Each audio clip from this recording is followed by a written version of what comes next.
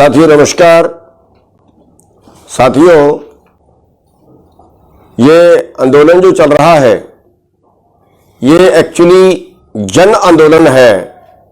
किसानों ने बेशक इसे शुरू किया है, लेकिन वास्तव में ये देश को बचाने का आंदोलन है।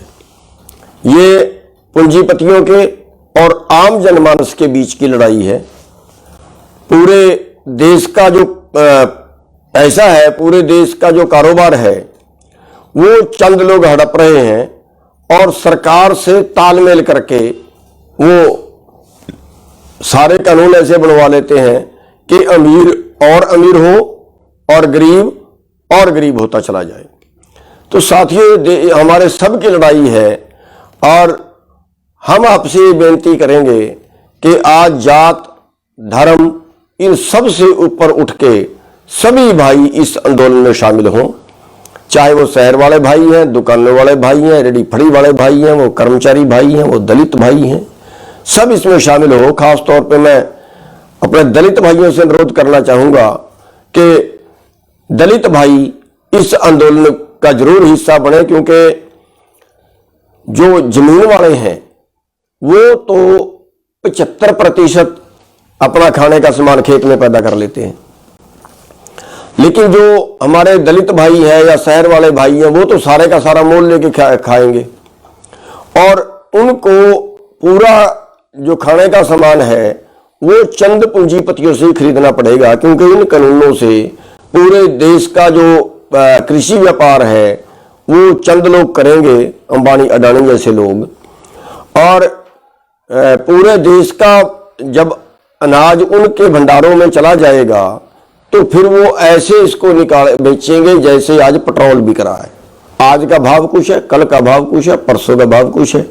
उसकी जानबूझ के शॉर्टेज पैदा करेंगे, फिर उसको महंगा करेंगे, जैसे 4 साल पहले दाल में किया, जैसे इस बार प्याज में किया।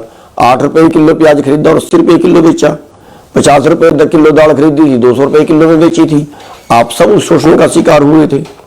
तो ऐसे आगे जो है वो पूरा कारोबार इन लोगों के हाथों में चला जाएगा और आप सभी जो है वो इस शोषण का शिकार होंगे। इसलिए केवल किसान नहीं, सभी को इसमें सहयोग करना चाहिए और उसके लिए एक सद्भावना आपस में बनानी चाहिए। जो आज हमारे में खटास पैदा है उसको सद्भावना में बदलना चाहिए। तो उसके लिए मैं बेनती करूंगा सभी से, तो 27 तारीख को श्री गुरु रविदास जयंती है। सभी धरनों पे जहां जहां भी किसान यूनियन, किसान संगठनों के धरने चल रहे हैं, सभी अपने अपने धरनों पे श्री गुरु रविदास जी की जयंती मनाएं, आदर सत्कार से मनाएं। और गुरु पीर तो वैसे भी सबके होते हैं। गुरु ग्रंथ साहिब जी में श्री गुरु रविदास जी की वाणी दर्ज है। सभी को गुरबाणी में मान सम्मान दिया गया है, जाति धर्म कुछ भी उसमें नहीं देखा गया। और 27 तारीख को हम भी यहाँ कुंडली बॉर्डर पे जो है वो एक जिसको शोभा यात्रा बोलते हैं, गुरु ग्रंथ साहिब लेके एक शोभा यात्रा श्री गुरु रविदास जी के जन्मदिन पे निकाली जाएगी। उसमें भी मैं बेनती करूंगा कि सभी भाई यहाँ पे शामिल हो उस यात्रा में, और इससे हमारे में सद्भाव बढ़ेगा। और दूसरी मैं बेनती ये करूंगा कि सभी जो दलित भाई हैं वो अपने अपने घरों में सर छोटूराम की फोटो लगाएं, क्योंकि सर छोटूराम जी जो थे उन्होंने किसानों के लिए, मजदूरों के लिए, गरीबों के लिए बहुत काम किया है। और जो पूंजीपति वर्ग है उसकी उन्होंने विरोधता की है। आम जनमानस के लिए, आम जो शोषक वर्ग है जिनका शोषण होता है, उनके खिलाफ ताउम्र सर छोटूराम जी ने लड़ाई लड़ी है।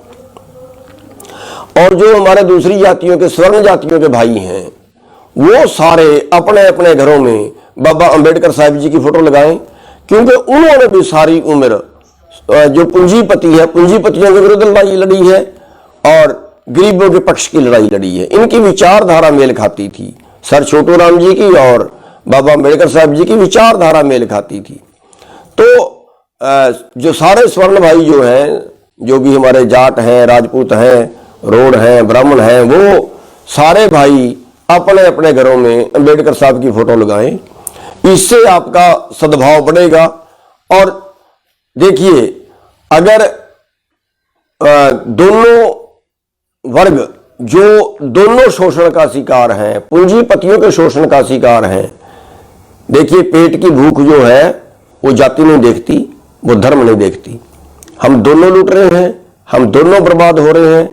और अगर हम इकट्ठे हो जाएं तो शायद इन पूंजीपतियों का इलाज कर सकते हैं, शायद इन सरकारों का इलाज कर सकते हैं जो जाति और धर्म के नाम पे बांट के हमारे से वोट लेते हैं और फिर हमारा ही शोषण करते हैं। हमारा जो देश है विभिन्न जातियों का देश है, विभिन्न धर्मों का देश है, और उसी चीज का फायदा यहाँ की सरकारें उठा रही हैं। आज हम आपस में पट के धर्म के नाम पे, जाति के नाम पे, उन्हीं के नाम पे सरकारें बनाती हैं, और ये सरकारें पूंजीपतियों के साथ मिलकर हमारा शोषण करती हैं। जहां से इनको ज्यादा मोटा रकम मिलती है, ज्यादा मोटा पैसा मिलता है, उनके पक्ष में कानून बनाते हैं।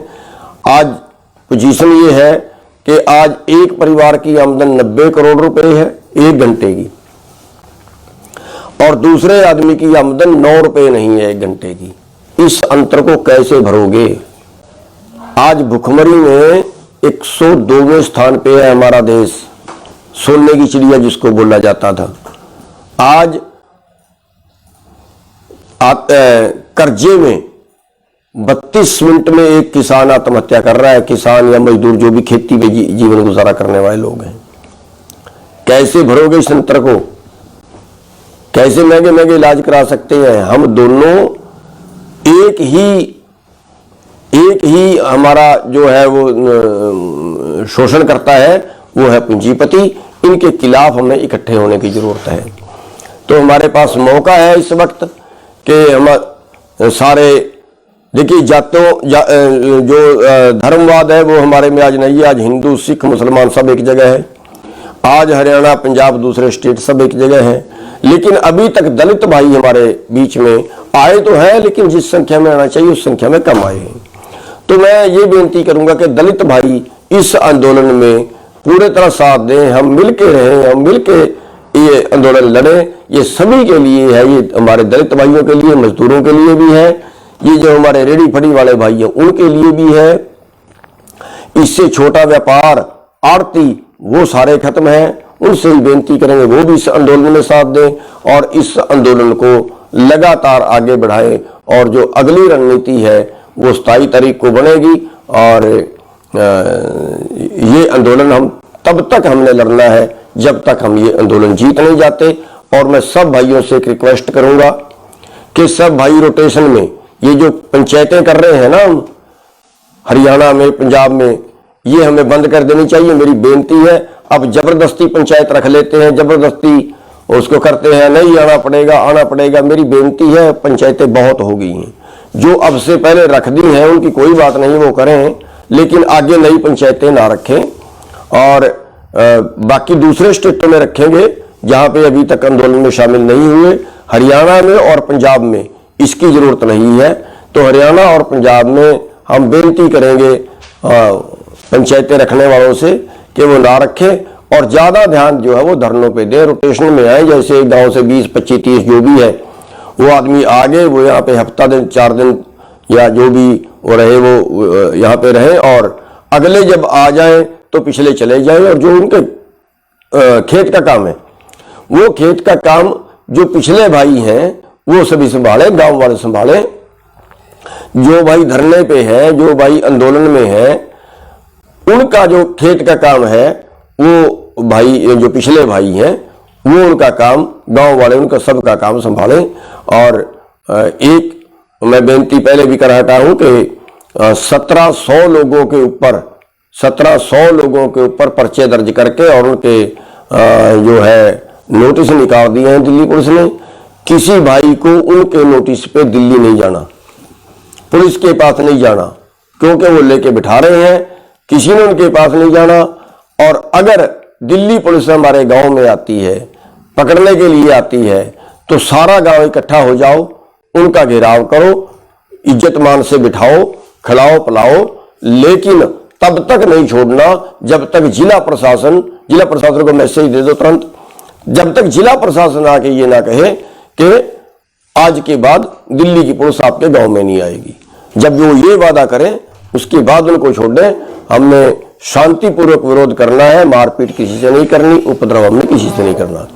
तो इतनी सी बेनतियां करने के लिए आपसे लाइव जुड़ा था और हमें उम्मीद है कि आप हमारी बात पे गौर करेंगे। और एक बेनती मैं इसके साथ साथ ये करना चाहूँगा कि हमारे गांवों के जो किसान बरादरी है, जो हमारे दूसरी बरादरियों के भाई हैं, वो हर गांव में दलित भाइयों में जाके पंचायत करें, दलित भाइयों को साथ में जोड़ें और हर गांव में कमेटी बनाएं और उसमें दलित भाइयों को जरूर लें, दलित भाइयों को उसमें शामिल जरूर करें। तो इस तरह से अपना एक ढांचा भी खड़ा होगा, आपस में प्यार भी बढ़ेगा और सरकार के विरुद्ध हम लड़ने काबिल भी बन जाएंगे। तो इतनी सी बेनतियां थी और आपसे अनुरोध करेंगे कि हमारी बात ज्यादा से ज्यादा लोगों तक पहुंचनी चाहिए। आप ज्यादा से ज्यादा इसको आगे शेयर भी करें। सबका बहुत बहुत धन्यवाद। नेशनल दस्तक की आपसे गुजारिश है कि अगर इसको बचाना चाहते हैं तो नेशनल दस्तक को सब्सक्राइब करने के लिए रेड कलर के सब्सक्राइब बटन को दबाएं, फिर बेल आइकन की घंटी दबाएं। नेशनल दस्तक को बचाने के लिए बहुत जरूरी है कि हर खबर को शेयर करें, लाइक करें, कमेंट जरूर करें।